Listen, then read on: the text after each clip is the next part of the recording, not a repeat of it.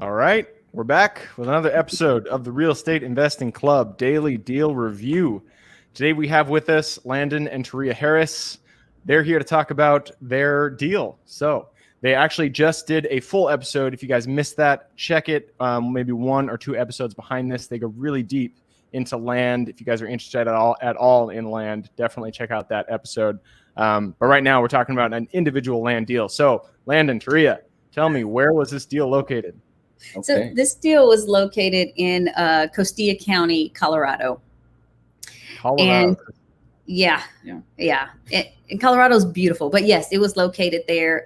So like all of our deals kind of start off, it was a deal that we were purchasing land. And so we mailed the offer out and the woman responded. And this was some of our first mailings. So we were so new.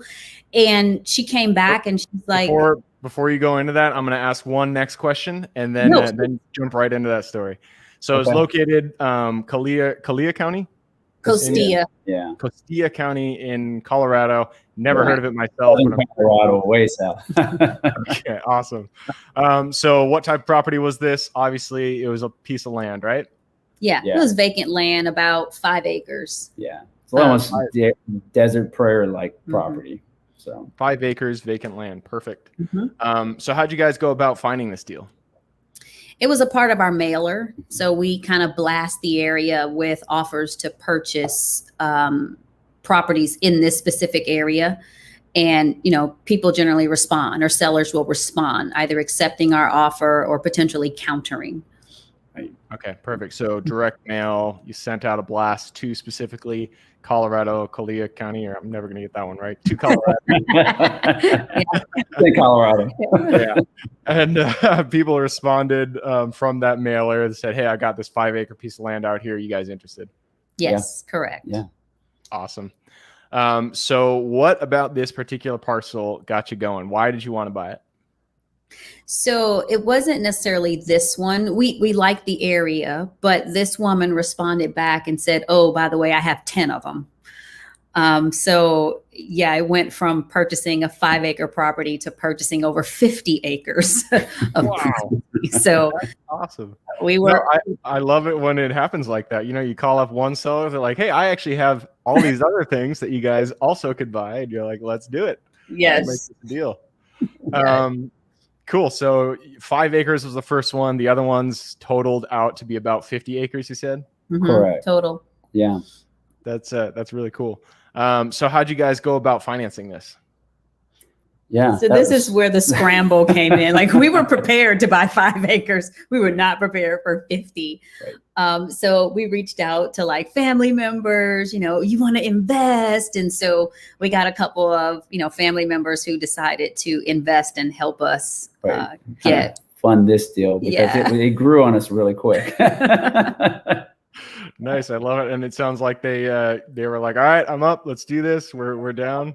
Yeah. Yep. So that one mailer ended up being a large chunk, even when we first started. And we ended up wholesaling a lot of those. And we ended up, you know, I'd probably say we got 3 times our money back on that deal.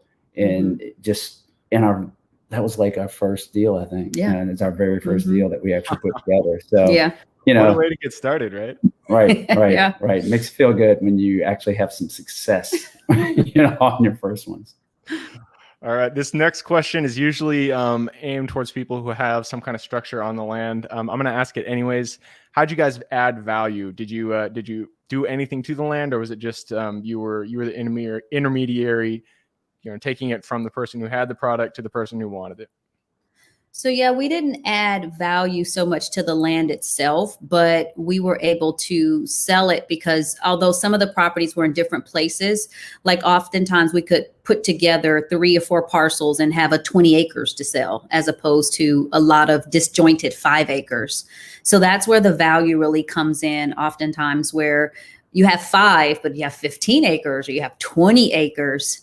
That's where we were able to offer value to our buyers. Right. And then, you know, what we also do is like we vet all these properties. So we do a full title search and we go back. So they're all warranted. So it's not just buying random land. You're actually getting a warranted property that's, worth something.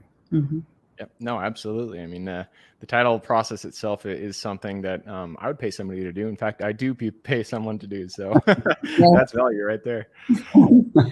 So how'd you guys go about exiting? Wow. Yeah. So we sold all of them. Yeah. So a few of them we took, lumped them together, sold them in packages. Sometimes they were wholesale deals that we did, and some of them were actual. We sold them to individual buyers on terms.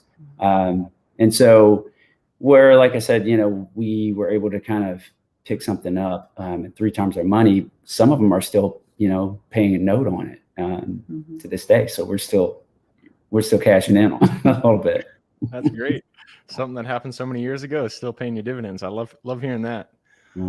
So just high level, I'm sure you guys don't have the exact numbers, but just high level, what were the numbers going into this deal?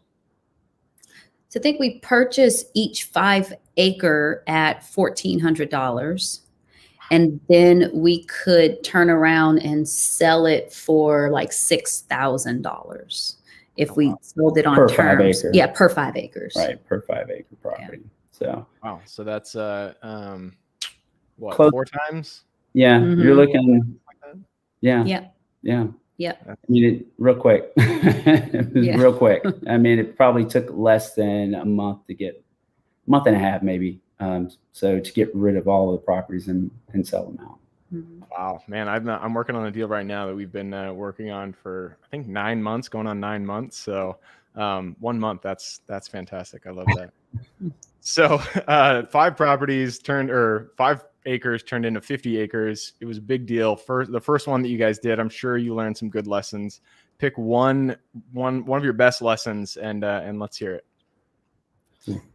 I think one lesson a lesson and just kind of a thing to have in our back of our head is when we reach out to potential sellers, like always ask them, do you have anything else? Right. Because oftentimes we miss out on other opportunities where we go back and we look, wait, they had 3 more properties. But if we don't ask, oftentimes it's not available to us. So that was one big lesson. Always ask if you have more. Right. Yeah. It works out every time, sometimes you purchase property like this one, you think you're making a mistake sometimes just because it's blown out, but it works out. Yeah. It just works out. Yeah. It's amazing. I mean, especially when you're talking about investment properties, people, they hoard those, they buy as many as they can. And so if you're talking to a seller, they're guaranteed to have more than one. So always ask. I love that. That's a really good rule when you're talking to sellers. So that's it. Thank you guys for coming on here and talking about your deal. Absolutely. Thank you. Thank you. And again, for people who are here with us today, Landon and Teria did a really good episode, maybe 1 or 2 behind this. They go deep into how to invest in land, the lessons they've learned so far. So if you want to check that out, maybe go down maybe 1 or 2 and you'll be able to see their full episode. Other than that, I hope you guys enjoyed this episode. Again, we do this for you, so we appreciate having you here.